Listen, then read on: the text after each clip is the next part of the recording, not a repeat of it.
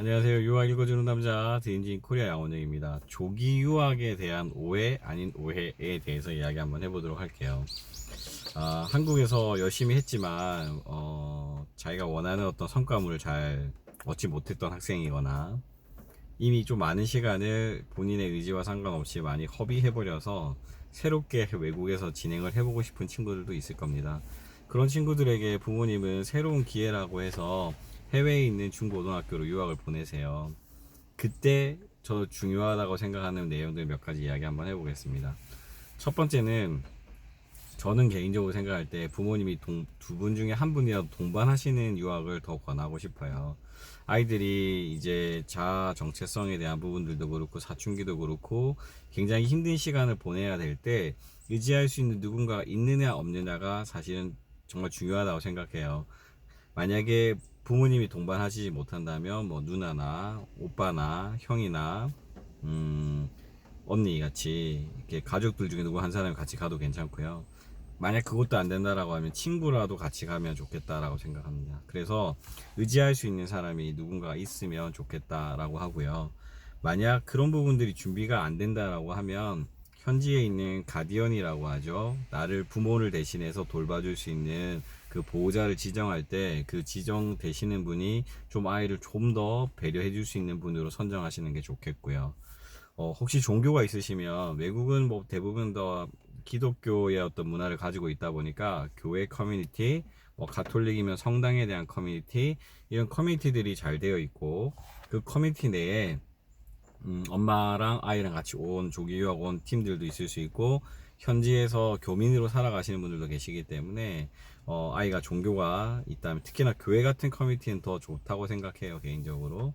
그런 곳이 있다라고 하면 목사님이나 사모님들한테 연락하셔서 우리 아이가 이렇게 이렇게 가는데 좀 돌봐주셨으면 좋겠습니다 라고 메일을 보낸다거나 또는 한번 아이랑 같이 그 나라를 가셔서 교회를 같이 방문하고 부탁을 드리는 방법도 한 방법이 될 수 있을 거라고 생각이 듭니다. 아이들이 한국에서 어느 정도의 영어 레벨이 됐을 때 또는 학습에 대한 성적이 되었을 때 외국에 나가면 그 성적을 유지하거나 또는 수학 같은 경우는 우리가 훨씬 더 빠르게 진도가 나가 있기 때문에 다른 아이들보다는 좋은 성적을 받을 수 있는 기회가 분명히 있습니다. 근데 기초가 좀 잘 안 돼 있는 친구들은 외국에 나가도 여전히 힘들 수밖에 없어요. 그러면 이걸 이제 어프로치를 어떻게 할 거냐에 대한 그 생각이 좀 되는데 아이가 행복하게 잘 지내기를 바라시는 분은 학업에 대한 구제 뭐 그러니까 약간 학업에 대한 스트레스를 아이들한테 안 줘도 되겠죠. 근데 만약 좋은 성적을 얻고 그 성적을 바탕으로 좋은 대학을 진학하기를 원하시는 분들이라면 학업에 대한 부분들이 굉장히 중요한 요소로 들어갈 겁니다. 물론 외국도 과외라는 시스템들도 있고요. 또는 뭐 이것들을 보충해 줄 수 있는 그런 보충할 수 있는 방법들이 있기는 한데 한국처럼 이렇게 학원 문화나 이런 것들이 없기 때문에 잘 되어 있지는 않습니다. 그래서 그만큼 아이의 노력이 필요한 거고요. 그래서 뭐 인터넷 강의라든지 이런 것들을 통해서 수업을 더 듣거나 심지어 한국에 또는 필리핀에 베이스를 두고 있는 어학원들 중에서는 외국에서 공부하는 아이들이 영어로 되어 있는 그 과목들을 못 따라가거나 더 보충해야 되는 학습이 있을 때는 그것을 수업해주는 그런 가정들도 있긴 합니다. 그래서 아이들을 외국에 보내고 나서 난 내가 아이를 보냈기 때문에 아이가 잘할 거야 라고 하는 그런 기대감만 가지고 계시고 서포트를 제대로 안 해주시면 아이는 아이대로 힘들고 심리적으로 엄마 아빠가 나를 이쪽으로 많이 보냈다라고 생각하는 그런 것 때문에 어쩌면 관계가 틀어질 수도 있을 것 같아요. 그래서 이런 부분들에 대해서는 사실 더 주의하시고 더 염두에 두셨으면 좋겠다라는 이야기 꼭 한번 해보고 싶습니다.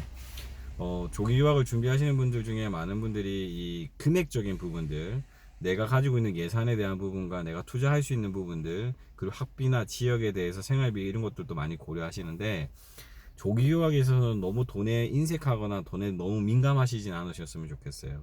변수들이 계속 생깁니다. 아이들이 그쪽에서 활동도 하고 싶어지고 또 여행도 하게 되고 이런 것들이 생겼을 때 충분히 재정적인 서포트를 못 해주면 아이가 그것들 제대로 할 수가 없거든요. 그러면 다른 아이들과의 소셜라이즈에서 뒤로 밀릴 수밖에 없는 상황이 생기고 그럼 아이는 외국에 혼자 있는데 이런 것들마저도 규제를 받으니까 많이 심적으로 불안해집니다. 그래서 조기유학을 생각하시는 분들은 단기와 장기, 전에도 한번 다른 영상에서 말씀드렸죠.